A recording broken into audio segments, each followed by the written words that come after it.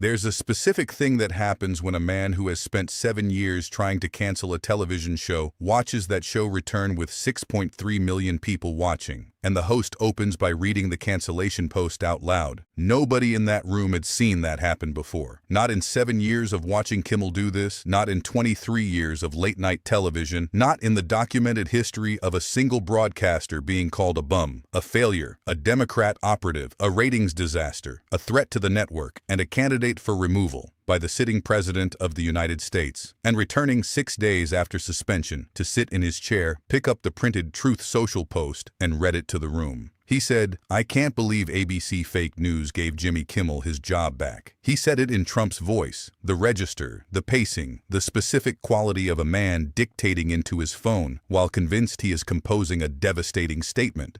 He said, the White House was told by ABC that his show was canceled. He said, something happened between then and now. He said, because his audience is gone. He looked up from the post. He said, well, I do tonight. He held the moment, the specific pause of a man who has just said something that the room needs a beat to receive, who is giving it the beat without extending it past the point where the pause becomes performance. The room broke. Not at the punchline, at the pause. At the specific quality of a man holding two realities beside each other. The post that said his audience was gone, the 6,300,000 people who had made him the most watched television broadcast of the week, and doing nothing with the gap except letting the room sit in it. That pause was the pivot on which the entire 17-year relationship between Jimmy Kimmel and Donald Trump turned. Not the F-bomb, that was Colbert. Not the document, that was the Epstein monologue. This one.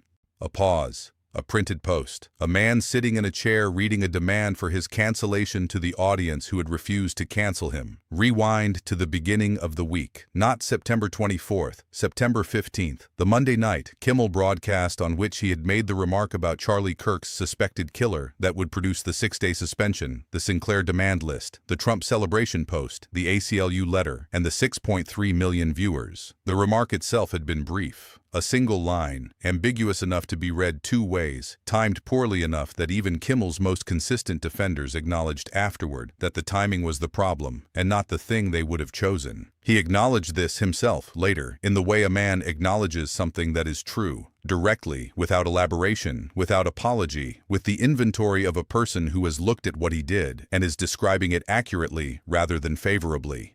What happened next was the inventory of how power responds to a comedian who has been documenting its behavior for 17 years and has slipped. Sinclair, the broadcasting company with the nation's largest ABC affiliate network, issued a formal list of demands, not a request, not a note of concern from a standards department, a list, typed, transmitted, on record. The demands included a public apology to the Kirk family, a financial payment to the Kirk family, a commitment from ABC to review Kimmel's future content before broadcast, and a guarantee that no similar remarks would be made for the duration of Kimmel's contract. Kimmel's contract expired in May 2026.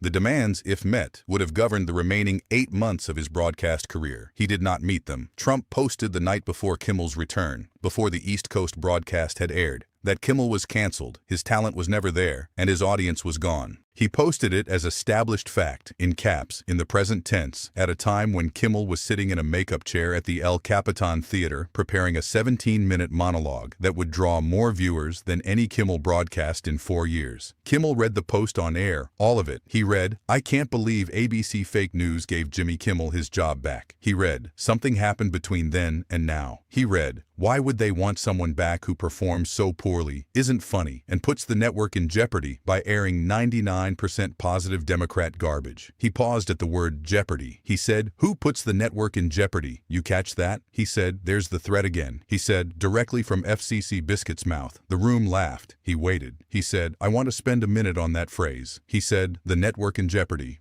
He said, in 2018, this man was so upset about jokes I made about him that he directed White House staffers to call Disney and tell them to rein me in. He said, at least 2 calls. From the White House to a private broadcaster. He said, and the last time he went after ABC, he said, and here he picked up a second printed page, a different document, the specific physical gesture of a man who has come prepared with the full inventory and is moving through it in sequence. He said, Trump posted that the last time he went after ABC, they gave him $16 million. He set the second second page down beside the first. He looked at both of them. He said, so when he says the network is in jeopardy, he looked at the camera. He's not warning them. He's reminding them of what happened last time. The room absorbed this. Not laughter. The specific, flat quality of 400 people receiving the inventory of a documented institutional pressure campaign and recognizing that the man at the desk has just laid it out in its correct sequence for the first time in a single sentence. He said, I hope that if that ever happens, if there is even a hint of that happening, you will be 10 times as loud as you were this week. He said it in the register of a man making a request that he has earned the standing to make, quietly, directly, to people who had already demonstrated by watching in 6.3 million separate households that they understood the request before it was asked. Then he said, I want to be honest. He straightened his jacket. The slow adjustment, both sides, the specific gesture of a man taking a breath before saying the thing he came to say. He said, what happened to my show this week was not about a remark. He said, the remark was the occasion. He said, the inventory of what has been done to this show, the White House calls, the threats, the Sinclair demand list, the settlement, the suspension, the cancellation post published before the broadcast. That is a documented sequence with dates and amounts attached to every step. He said, I want you to know the sequence. He told it, in order, 6 minutes, the 2018 White House calls, the 2023 apology demand, and the $73 million Truth Social story, the demand that had produced his I'm deeply sorry you're so bad at company's response. The September suspension, the Sinclair list, the ABC settlement with the Trump administration, the post that declared his cancellation before the broadcast aired. He said, that is not a man trying to protect the American public from a comedian who made a poorly timed remark. He said, that is a man who has been trying to cancel this show for 7 years, using every institutional instrument available to him, because the show keeps reading his posts back to him. He picked up the first printed page. He held it up. He said, this one, the one that says my audience is gone, was posted 11 minutes before 6.3 million people tuned in. He set it down. He looked at the room. He said, I can't argue with that. The audience laughed for 8 seconds. The laugh of people who have been given in one sentence the complete and sufficient summary of a 7-year relationship between a man who keeps trying to close a room and the room that keeps filling up.